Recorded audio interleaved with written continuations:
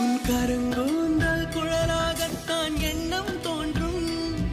உன் காதோரம் உரையாடித்தான் ஜன்மம் தீரும்.